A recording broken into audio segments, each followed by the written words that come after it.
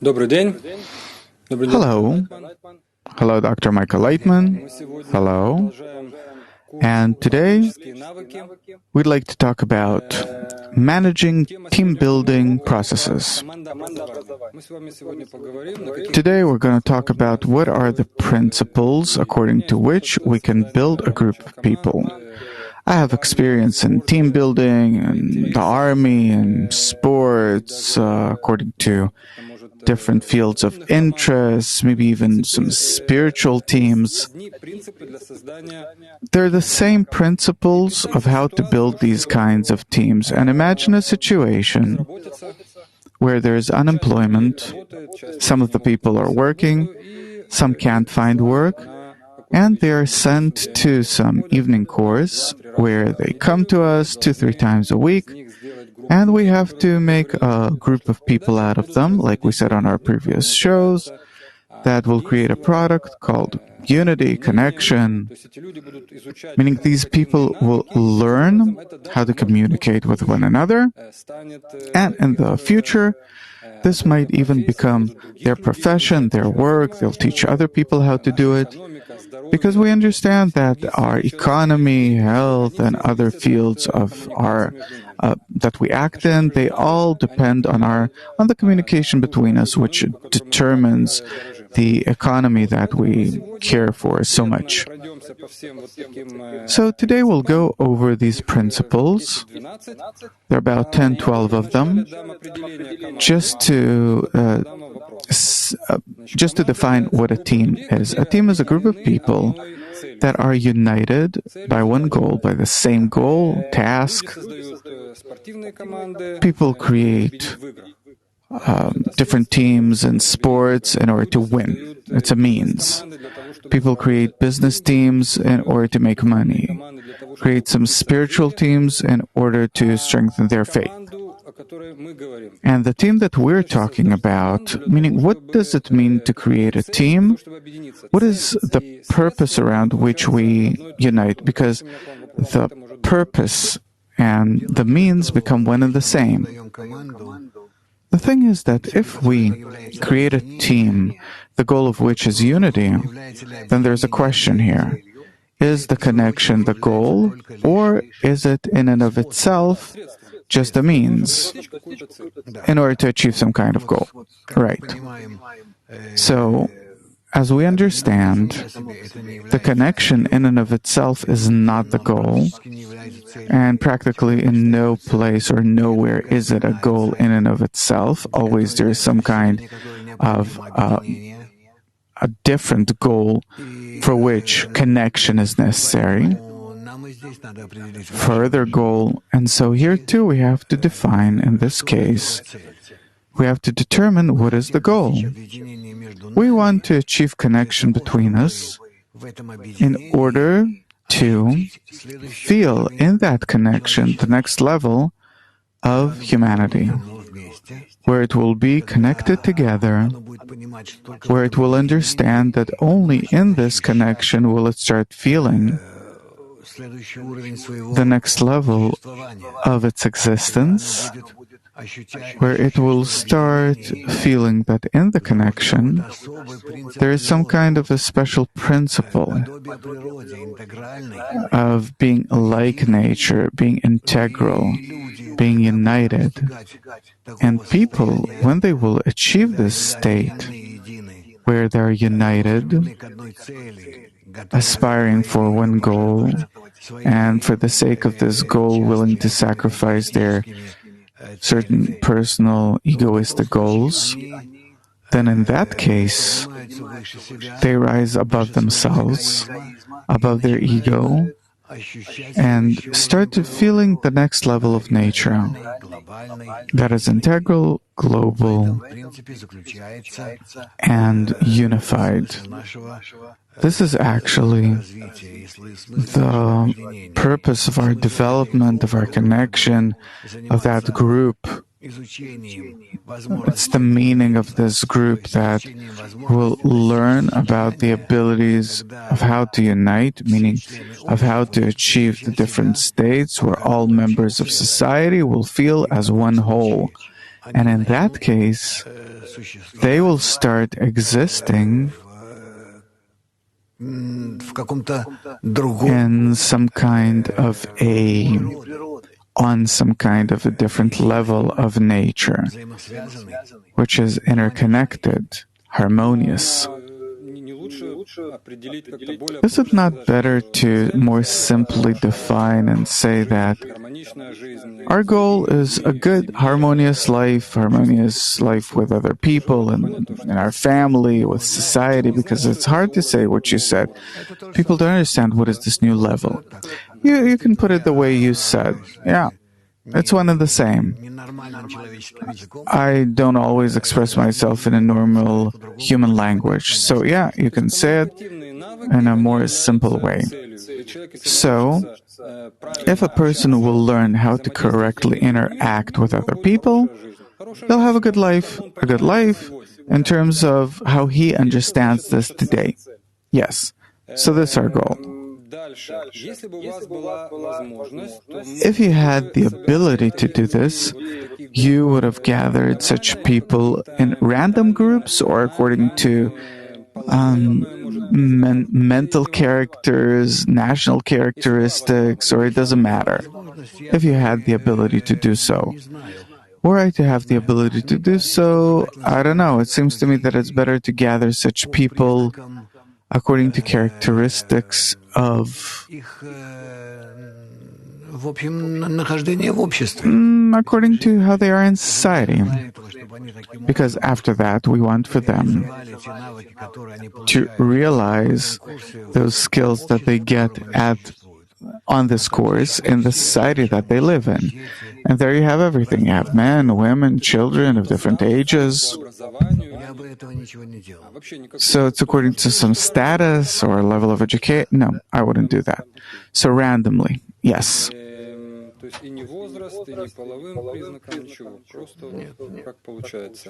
So not by age, sex, okay. How many people should be in such a team? I think that around 10 to 20 people. I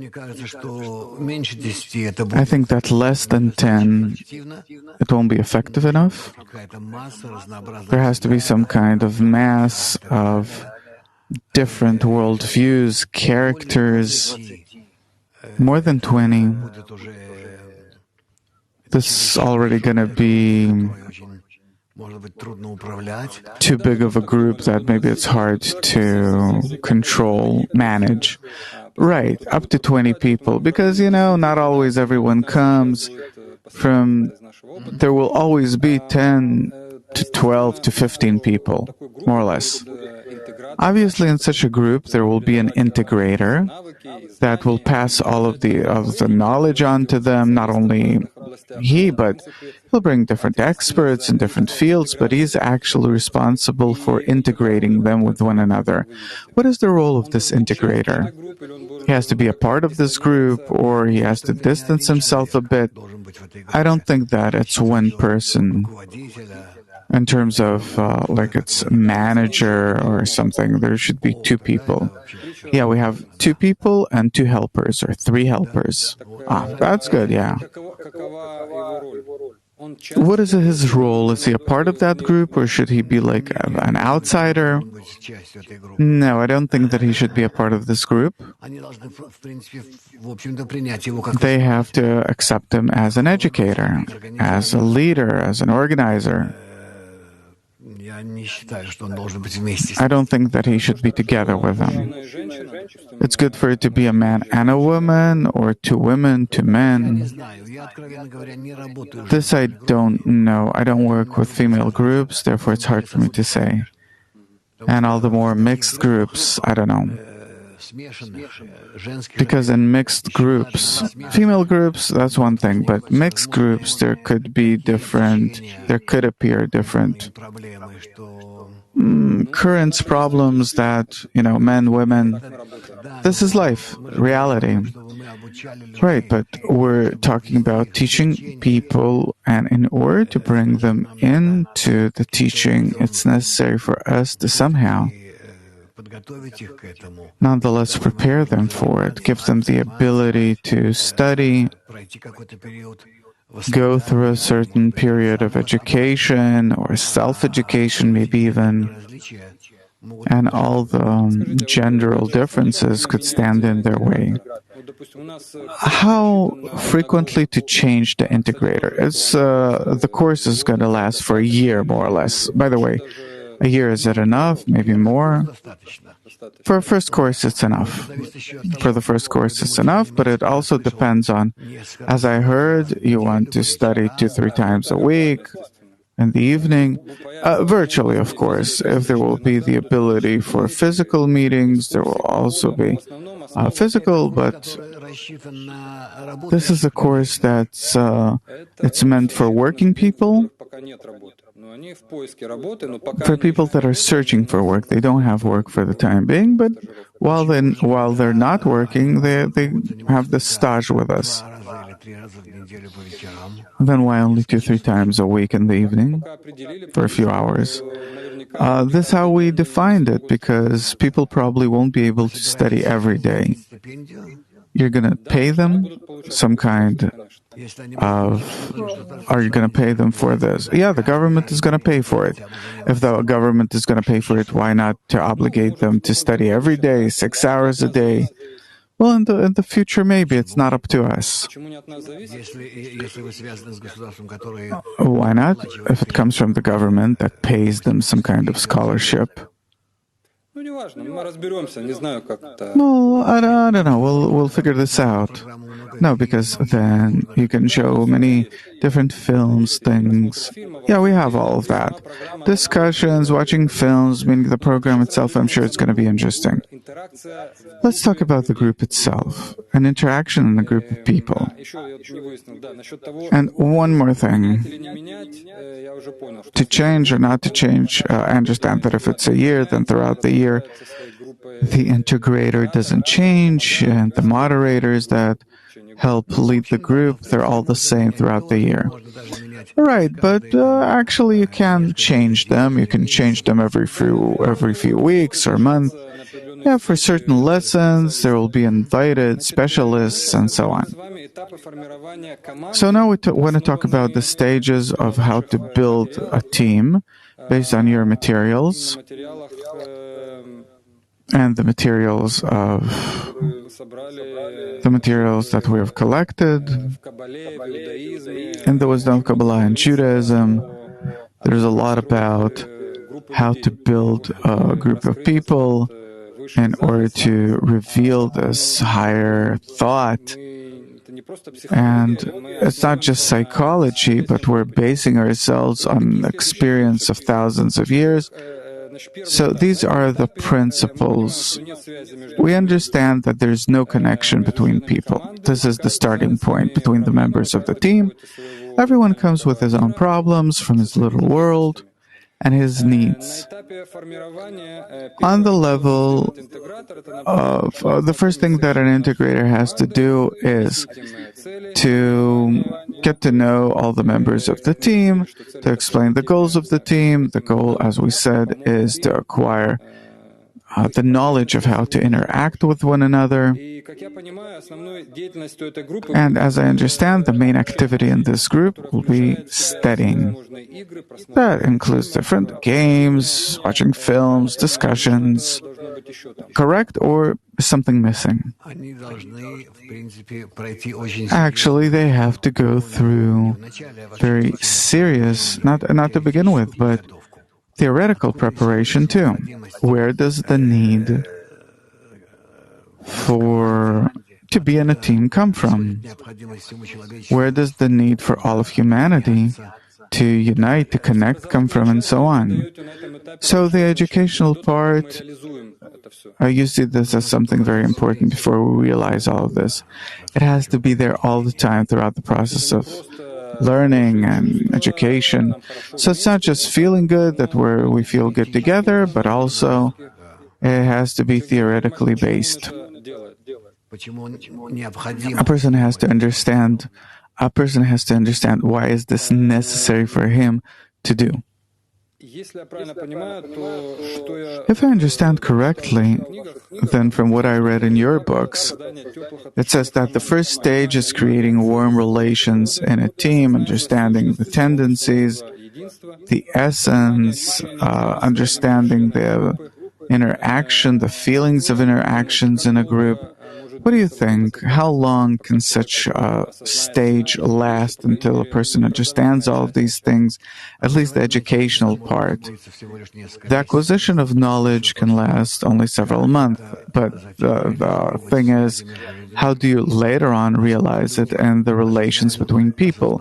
To what measure do people understand the need for this kind of connection, where it's not that that there's simply some helping relationships between us and the study and whatever they're doing and so on, but that they understand that they have to be interconnected emotionally in the same direction, bi-direction, meaning that they will feel that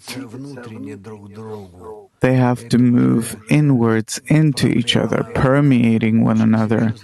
This is a very serious problem that has to appear in them, but how much time do you need for it? I don't know. Can an integrator control this process, or it depends on the group? No, this depends on the group itself, of course, on the measure to which it correctly perceives the advice of the integrator. But the thing is that you can't exactly say how long will it take. It's specific for every group. I think that it will be very good if people will come to 3 times a week. We're thinking about once a week. In the future, maybe. Well, once a week, it's... okay, it all depends on the amount of times a week, this I understand. Also, it depends on what level of integration do we want to bring them to. If it's an egoistic kind of integration, or to achieve a certain goal that egoistically is clear to all of them, meaning to overcome certain problems, like the virus or something, then it's achievable in a relatively short period of time, over a period of several months, up to a year. But if we're talking about rising above their own personal calculations against their own nature, maybe even making concession towards others, annulling themselves, then here maybe it has to take more time. I think that our goal is a bit more exalted, because even if we're talking about a good life, we understand that it's a process. It's something that you can't do in a period of several months. Next stage. Suppose we get to know each other, people have understood, and the team, the goal, they've realized, they understood why are they connecting with one another, what could that lead them to. The next phase is boiling, so to speak, meaning different conflicts start to form. We understand human nature, ego, rising to a new level. Yeah. And on this level, we would already like to introduce the method of the round table as a method for solving all of their problems. We'll use it earlier too, but here we understand the laws of the round table, where does these rules come from, that it's not that someone invented these rules, but that it's something that exists for thousands of years. In order to decrease the inner tension in the group, we want to teach them the rules of the round table in order to resolve their conflicts. Do you have any other ideas of how to resolve the conflicts that will surely appear in such a group? Well, as a result of implementing the round table, other options, opportunities will appear. It could be interactions through different things. The main thing is for people to be able to express themselves freely,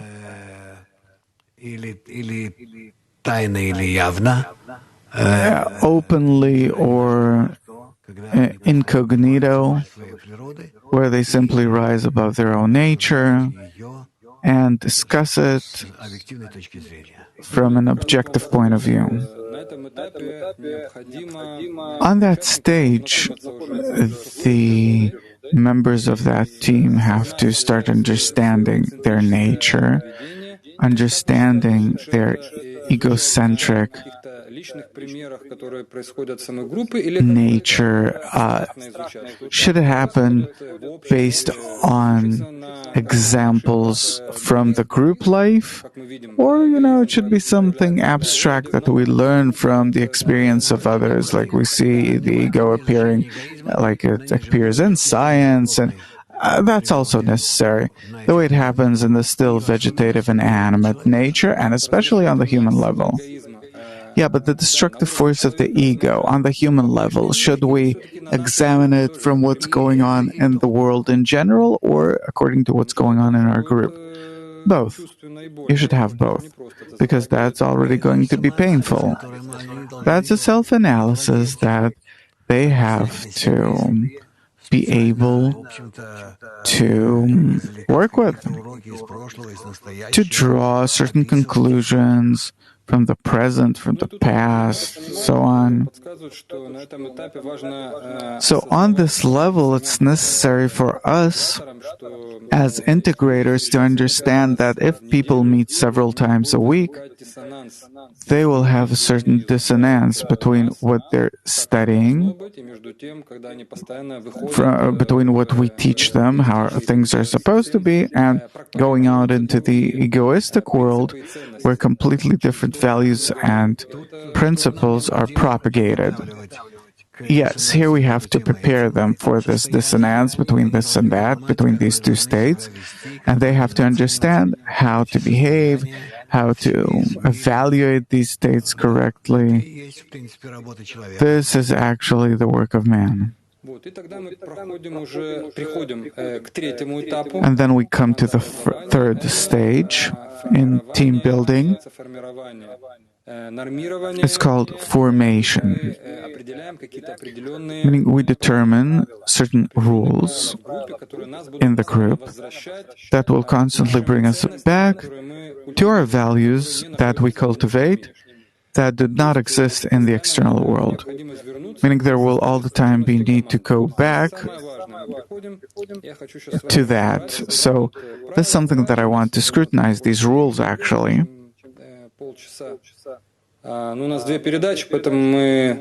Maybe it'll take a bit more than half an hour, but maybe better finish this subject, team building. So, it's necessary for us to artificially introduce rules that will help us bring the team back to a state of interconnection and unity when they'll go out into the external world. So, first rule is that it's necessary to artificially cultivate the importance of these meetings, that only together we can achieve any goal. It's very important to actively participate in every meeting and also to try and participate in all other activities. There will probably be additional activities of the team. What can the team do in order for everyone to feel responsible for everyone else? First of all, for people to come to these meetings, to be important for them, even if they don't always feel it. What will a person get as a result? I'd ask first and foremost, what will I have as a result of actively participating in all of these meetings, gatherings,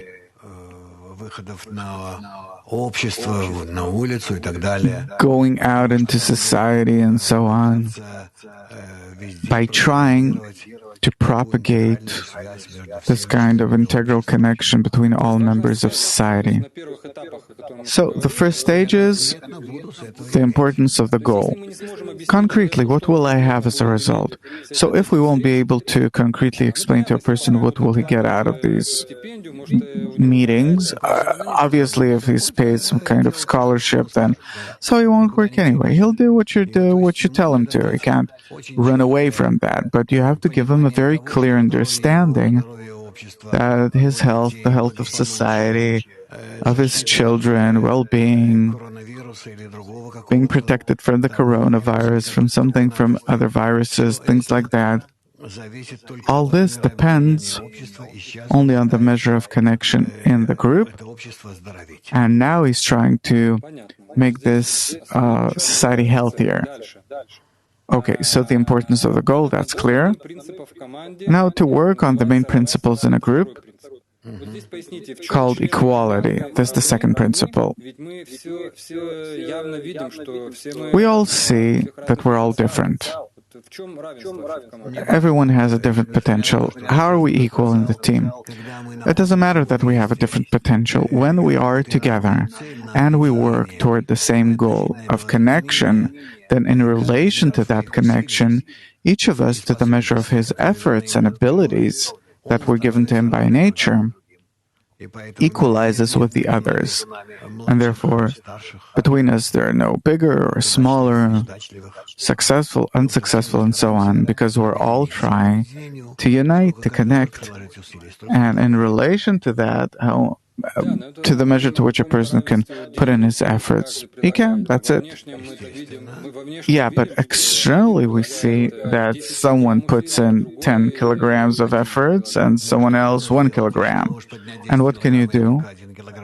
If you can lift 10 and I can lift only 1, so what, we can't participate together in the work?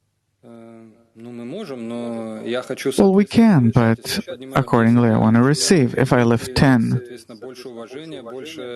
and I want to be more respectful, obviously you will. Obviously you will.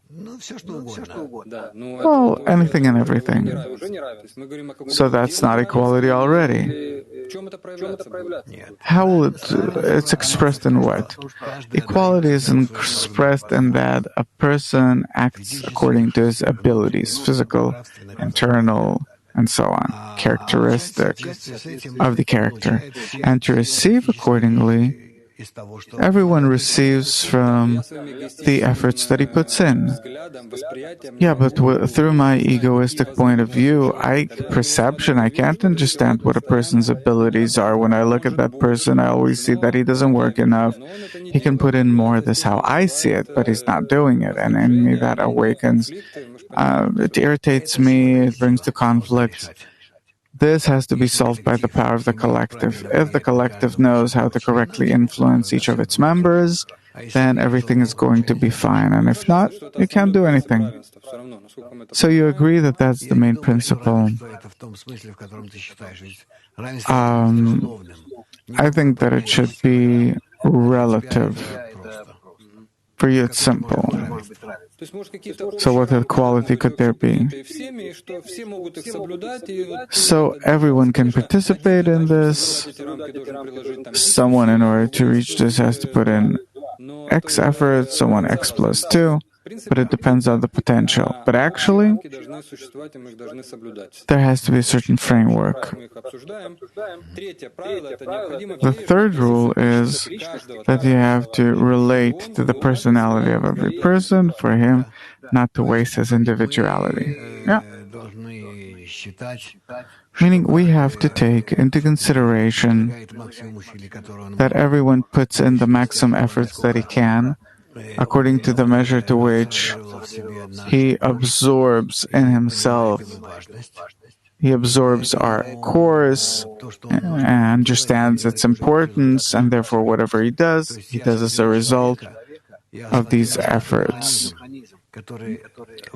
When I look at a person, I look at the mechanism that's acting now under the influence of the results of my influence, and therefore whether he acts properly or not, I have to turn it toward myself and say that I'm actually to blame. Besides the rules of the circle that allow a person to express himself, not fearing criticism, what else would you advise us to do in order to preserve a person's individuality? I think that people simply have to talk a lot between them until they will understand each other, understand themselves, until they will get used to everyone having his own freedom of will, the ability to interact with others. With the help of these interactions, they will gradually start studying human nature, and this way they will have the ability. There is a problem here. If we come to the study, what other interaction could there be there that will allow me to realize some inclinations of my own? What else happens there? This is something that you have to infect with. You have to infect each other with a positive virus. That anyone who comes to this kind of group starts receiving from that group a creative inspiration of how to connect with one another even more, to reveal mutual bestowal up to the point of love. I worked with groups in the army for many years. And really there, when you make a group out of them, they go through many different states. Meaning the external circumstances create in them very serious shifts. They help each other. There are different relations between them. They have to survive together. Many different emotions. What happens here? We interact a bit with one another for several hours and go home. I'm afraid that people won't have... Where will all these inner... Well, a few hours, maybe it's not enough, and also not every day, then, of course, that's a problem. But I wish that they'll give give us the ability to do this. Well, people don't work. People don't work. They have work to do.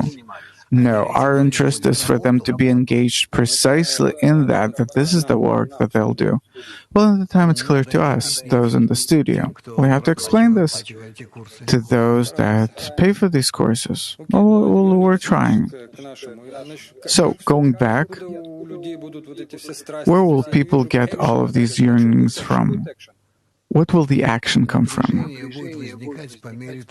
The tension will come according to the measure to which we'll give different tasks, and they will feel, is it possible or impossible to realize them? Each person has to have some kind of functions in that group. These functions will change, but there have to be, of course.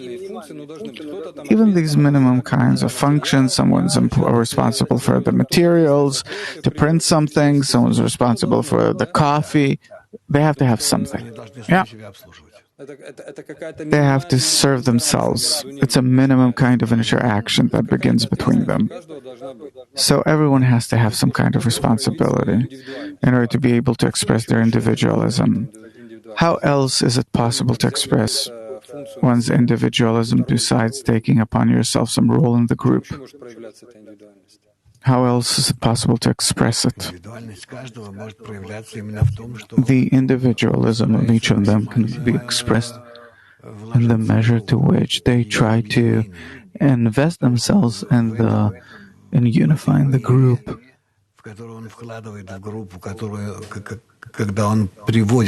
Because to the measure that they put in the group, that they push the group toward connection, to that measure, a person gets the ability, or that ability appears in that person and the group, and the ability to reach the Creator.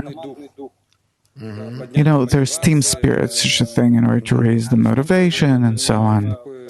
So I understand that in such a team we need such people too. And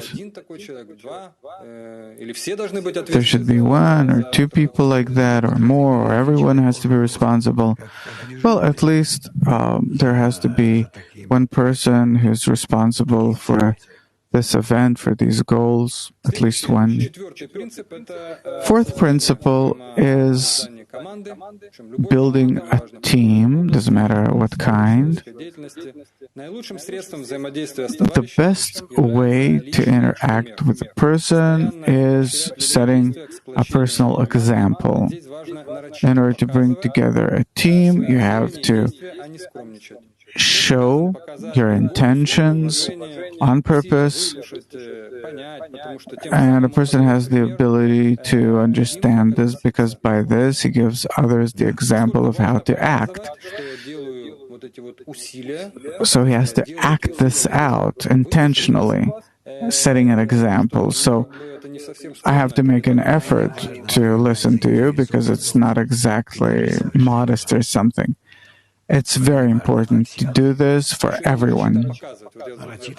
So to show this, to act this out explicitly. Yes, and everyone has to do that. Every member in the group has to act out his positive attitude toward the group. And, today it's very hard to listen to someone. To the contrary, you listen, you raise your hand and ask someone. By this, you light up the entire group. What will give me the strength, the motivation to do this? You have to act this out in front of them. Why? Because you were chosen. This is your role today. So it's because maybe I'm on duty, and again, we're returning to the same goal because it's important for me to reach this goal. Meaning, in order to cultivate this, it's probably necessary to do this on every lesson, because once the goal becomes unclear, a person starts asking, what am I doing here? So that's important, the principle. The fifth principle, in a group, each of its members has to try to buy the friend. This is an ancient principle. Sages from all generations wrote about this. How do you pay? What do you pay with? How to acquire a friend, buy a friend, by your attention, concessions, what? In whatever way, buy him in whatever way you can. By presents, words, actions, whatever. Well, what will that give me? It's a means, but the result, you draw him to yourself. A friend is he who can support you, understand you, even out of sheer interests. So by my attention toward him, I buy him, and I buy his support. Yeah. He'll be able to later support me. Next principle, sixth principle, very interesting, ancient too. Each sees the other, judges the other, or criticizes him to the measure of his shortcomings, meaning what I see in another person, the faults I see in him, are actually my shortcomings. What can help me see things that way? Only the opinion of the group, that if everyone else understands that that's how it is, that I see the shortcomings, the flaws of the other, only due to my own shortcomings and flaws and faults, a person starts understanding that he sees only himself actually, and starts correcting himself. So it depends on the importance of the goal that we talked about. It has to do with some kind of educational part. A person has to understand that that's how it is. Are there certain exercises that can help me see other people, that I will understand that, yes, the shortcomings that I see in them are actually shortcomings that I see in myself? Is there something that can help me do this? Only if you hear this from others. Public opinion, meaning. Yeah. So from what I understand, this is a very important principle in team building, because otherwise I'll all the time have accusations towards others, I'll accuse them, I'll have complaints. Of course. And if everyone will try, then by seeing examples from others. Is it really so that what I see in others, the flaws, this is actually, I have to understand that this is inside of me? You never see others. You actually see yourself in others. Okay, this is a principle that dates thousands of years back. Okay, another principle. There are different kinds of criticism can occur only in designated times. Well, that's obvious. If we come from the previous principle that the only thing that we see is ourselves and not others, what kind of criticism could there be? I'm criticizing myself then. Or I'm criticizing the way I see others in me, because I don't see others ever actually. How frequently should we have these kinds of meetings in which we actually start criticizing each other with correct preparation and so on, but still? This is something that we can do from time to time as an exercise. But how frequently? Maybe once a month. That's it? Yeah, I think. No more. And what about before that? You do exercises. You don't have to hold back. But that everything that you think about another, this is actually what I think about myself. This is the exercise. Okay, there's another principle from your materials. You said that the best thing on the first stages of building a team is not directly to express criticism, but through the responsible, meaning that if I see the person's doing something not according to the rules that we decided on, not to directly tell him, because as an egoist he won't accept it. There will be a conflict for sure, but to have responsible people that you tell them and they correct the situation. Yeah, that's correct. To do it indirectly. Isn't it better to have direct interactions, honest interactions with others? Possibly, but depends on what level of your teaching. Not from the start. No.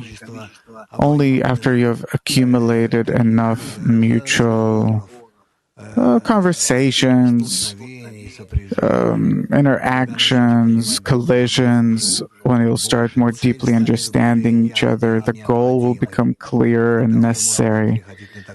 Then will it be possible to shift to this kind of interaction? Do you recommend to determine in advance certain boundaries to the topics that we know in advance that will create certain conflicts? National things, religious things, family issues. We don't talk about this. Or we talk about everything.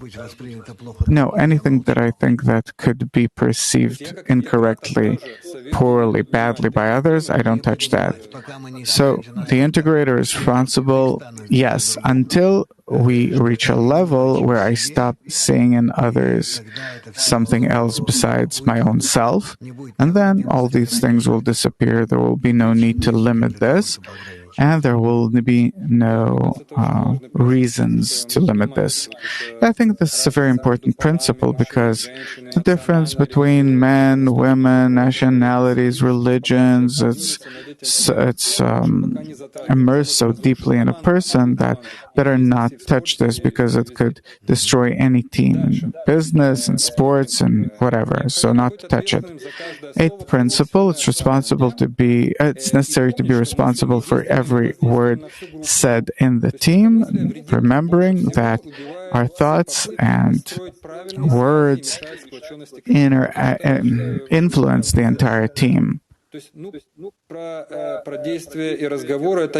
So about actions and speech, talk, this I understand, but what about our thoughts? Meaning frivolity can destroy the frameworks that we... thoughts. Can I control my thoughts? Preparation, not when they're already appearing in you, but in all of your previous states that determine your thoughts. So in any case, I know from experience it will happen. There will be conflicts. There will be frivolity. Depending on how much you learn, how much time a day you study, how much practice you have. But it will happen one way or another. But when it already happened, what can we do? What kind of punishments could there be? There are no punishments at all in anything, in no way. There can be only positive incentive of how to act differently. So suppose a person in some way he expressed frivolity, criticism openly toward another person. He was offended. What do? That's it. The team fell apart. They're not talking to each other. To the contrary, sit in a circle and discuss this entire problem. Разрулить ее так, чтобы она просто только укрепила. Discuss it in such a way, work on it in such a way that it will only strengthen their connection. Надо смотреть на все такие эксцессы, как на необходимые при построении коллектива. You needn't look at all these things as something necessary in team building. So this, the next principle, to sustain the group spirit, to rise above what you feel, and regardless of what you feel, to interact with others, meaning to act out the state that we want to reach. Acting out, playing something that we're not really, that a certain emotion or a state that we're not really in brings a certain force about that helps us reach that state. Well, this is something that you have to really build these kinds of exercises to awaken these states and then try and scrutinize them. This is the group psychological practice. And a principle like habit becomes a second nature. Can it work here? When we artificially start cultivating these states, rising above what we feel, above, could it become a habit? A habit is good as long as there's room for it. Meaning where there are disturbances on the same level, same conditions, and if these are growing disturbances under different circumstances or conditions, then habit won't help here. There has to be the influence of the collective, of your environment. And the method itself is to correctly work with the certain conditions, states. First of all, to describe this correctly, what you want to reach, and then the ways of how to reach it.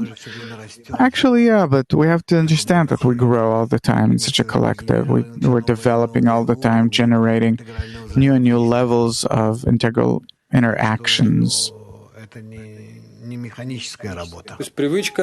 So it's not mechanical work. So it won't become habit.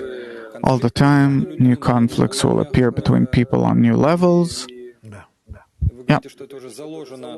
And you're saying that it's already immersed in nature, in our own nature. Yeah.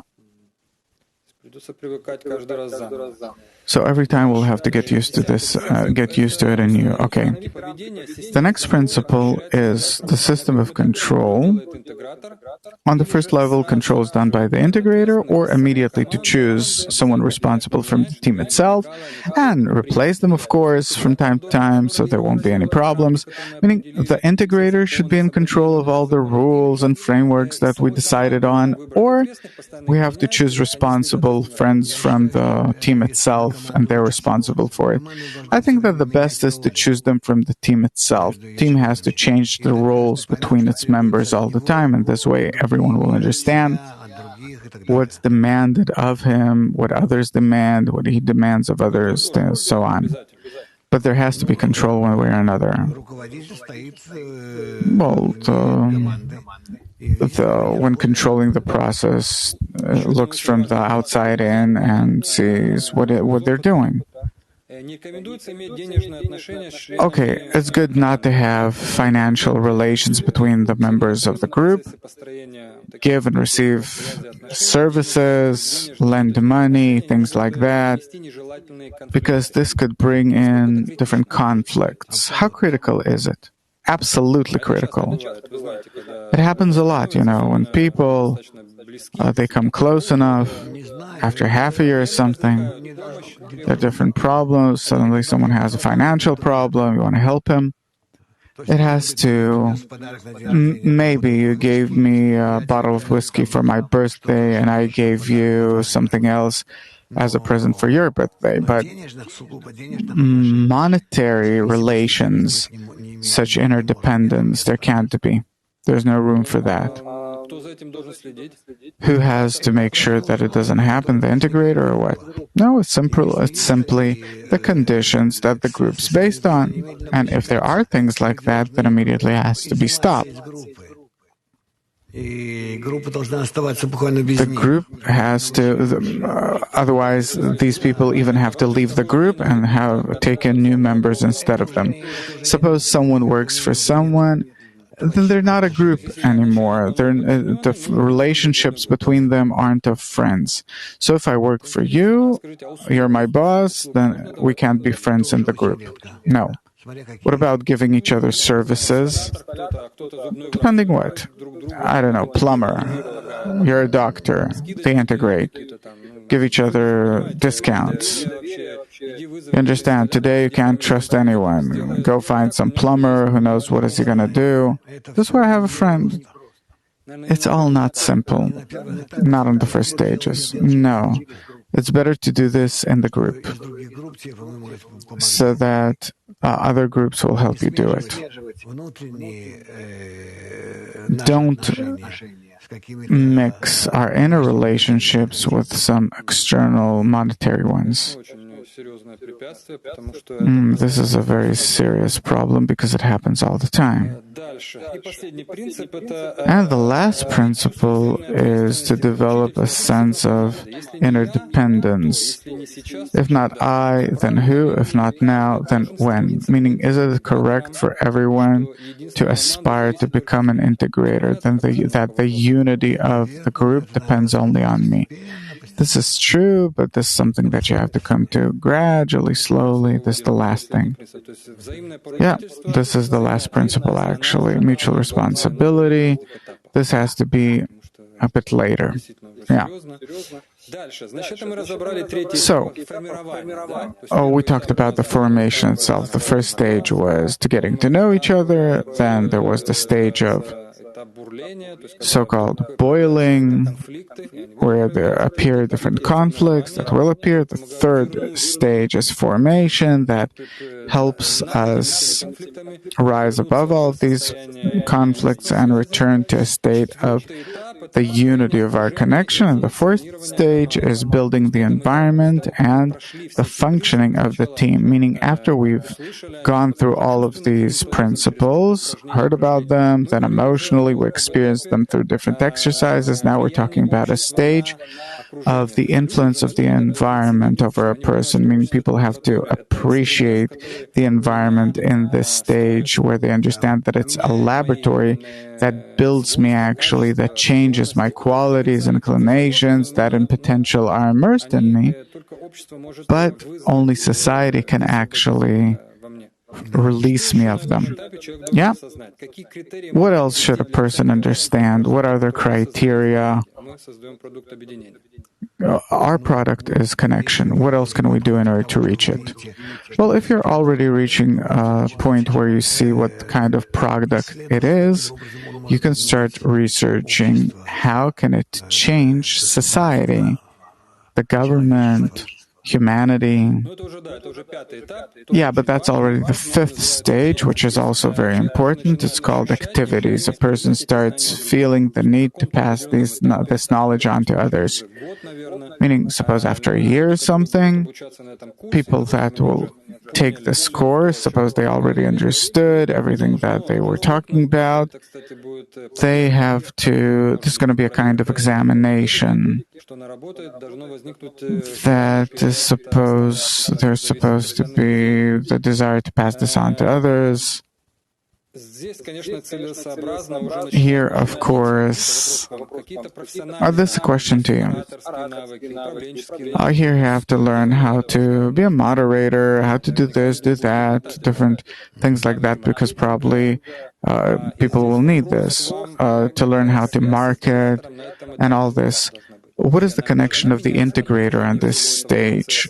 Should it change his role of the integrator throughout this process from the very start till the very end?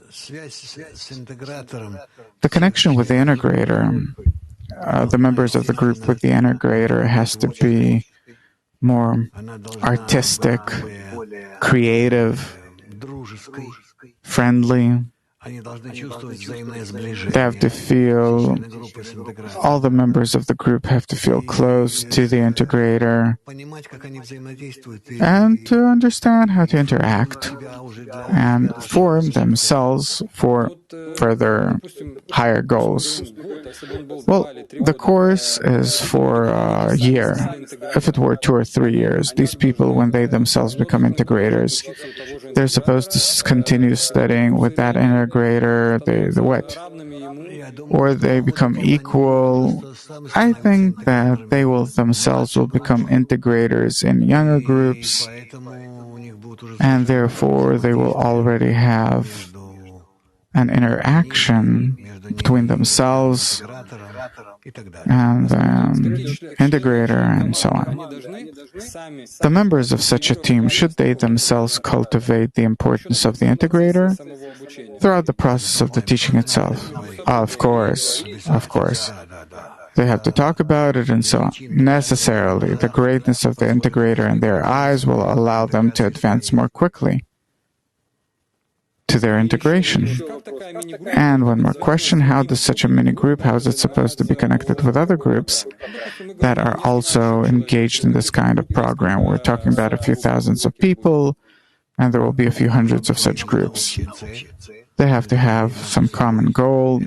They will have to share this goal between them, discuss it, to get organized in one common team that includes under its umbrella all of these groups, smaller groups, and all the integrators together have to control them too. This also builds all the integrators, and this way they already become a system. So these groups have to have certain gatherings, interconnections, as a common organ. And from what stage does this interaction begin? About half a year after they start studying, you can start getting these groups together kind of for different things. At first, it's like children that can only play with themselves. Many psychologists say that a team is like some kind of a superorganism, a system of interconnections where the team itself is greater than the sum of people in it. And the members of the team have to come to this themselves. Is this some kind of an artificial? If to correctly connect to it, it's like the internet, that we simply enter a certain realm, and the team is like a conduit. If we correctly interact and enter the team, then it starts acting as if a separate higher force, even though that it's created by us and we're the ones interacting in it, but thanks to cultivating our connection in it, the connection, it rises above us and starts influencing us. So what happens is that the team itself, we can say that it's like a conduit, for achieving a certain higher goal, the next level of connection. And in that team, when you start feeling certain informative, it's the one force that connects all of them, that bears enormous new information about the new form of nature, since it withholds connection, something that doesn't exist in humanity. So an hour ago, see what we started out with and what we can come to. If it was possible to show all of this to a person in advance and to allow him to taste it, that's possible to make movies about this, of this sort. For sure, and to show a person what is he headed toward. So it's not just that we've built some kind of team, but we're talking about some informative field, new feelings, new connections, new something. Okay, thank you very much. We talked about team building, and we'll work on this. We got a lot of advice. Until we meet again.